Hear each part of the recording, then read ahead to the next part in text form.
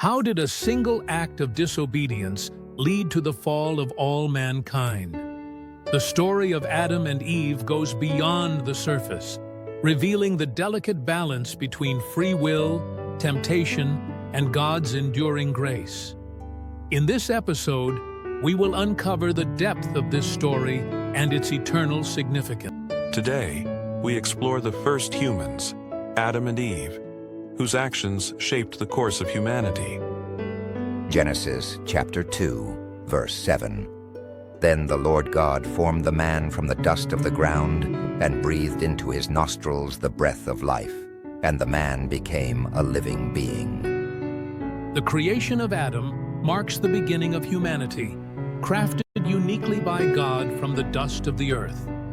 Unlike the rest of creation, which was spoken into existence, Adam was formed by God's hands and given life through his breath, a sign of intimate connection between God and man. This illustrates man's dependence on God for life and purpose. Job chapter 33, verse 4. The Spirit of God has made me. The breath of the Almighty gives me life. In this moment, Adam was placed in the Garden of Eden, a paradise filled with everything he would ever need. But his purpose was not just to exist. He was given dominion over the earth, tasked with cultivating and guarding the garden. From the outset, God established a relationship of responsibility and stewardship between man and creation. Genesis chapter 2, verse 21 to 22. So the Lord God caused the man to fall into a deep sleep. And while he was sleeping, he took one of the man's ribs and then closed up the place with flesh. Then the Lord God made a woman from the rib he had taken out of the man, and he brought her to the man. Eve's creation is unique, showing that she was not formed from the dust like Adam, but from Adam himself, specifically from his rib. This points to the equality and complementarity of man and woman. Eve was created to be Adam's partner, not as someone lesser, but as one who stands alongside him. This union sets the foundation for marriage, which is later referenced in Ephesians chapter 5, verse 31. For this reason, a man will leave his father and mother and be united to his wife, and the two will become one flesh. In this perfect creation, Adam and Eve lived in harmony with each other, with creation, and most importantly, with God. The Garden of Eden was a reflection of this divine harmony. Genesis chapter 2, verse 16 to 17.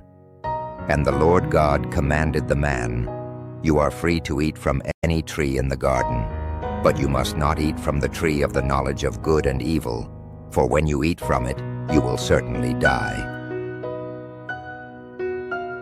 God gave Adam and Eve freedom within the garden, with one clear command: not to eat from the tree of the knowledge of good and evil. This was more than just a simple instruction. It was a test of obedience and trust in God. They had everything they needed, but the choice to obey God or seek knowledge outside His provision was crucial. God established free will from the beginning, showing that love and obedience must be chosen, not forced. Genesis chapter 3, verse 1 to 6.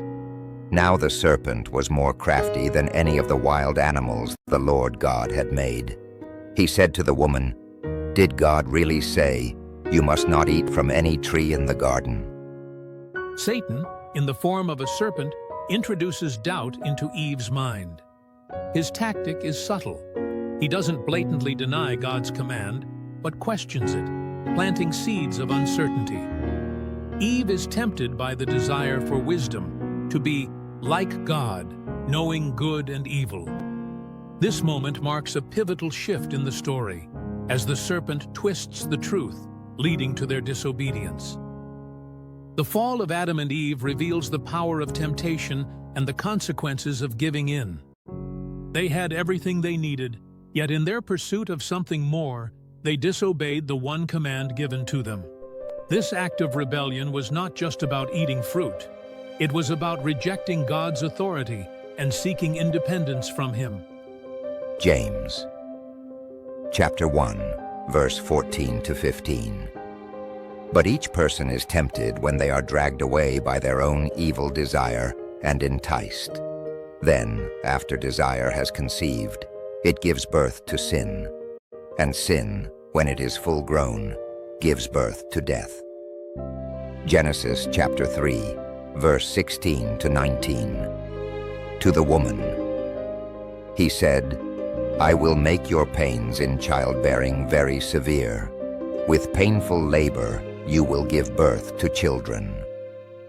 To Adam, he said, because you listened to your wife and ate fruit from the tree about which I commanded you, you must not eat from it. Cursed is the ground because of you. The consequences of Adam and Eve's disobedience were severe. For Eve, there would be pain in childbirth and strife in her relationship with Adam. For Adam, the ground was cursed, and his life would now be marked by hard labor and toil. But most importantly, they were expelled from the Garden of Eden, separating them from the direct presence of God. This punishment wasn't just physical, it was spiritual. Sin had entered the world, bringing with it death, suffering, and a broken relationship with God. Yet even in the midst of this judgment, God's grace is evident. Romans chapter 5, verse 12. Therefore, just as sin entered the world through one man, and death through sin, and in this way death came to all people, because all sinned. Genesis chapter 3, verse 15. And I will put enmity between you and the woman, and between your offspring and hers. He will crush your head, and you will strike his heel. This verse, known as the Proto-Evangelium, or the First Gospel, foreshadows the coming of a Redeemer. While the serpent would cause temporary harm, one day a descendant of the woman would crush his head, a clear reference to Jesus Christ, who would defeat Satan and sin through his death and resurrection. Even in the darkest moments of human history, God provides a glimmer of hope for redemption. Adam and Eve's story is foundational to understanding our human condition, why we struggle, why we sin, and why we are in need of salvation. But it also reveals the heart of God, who, even in judgment, offers grace and a promise of redemption.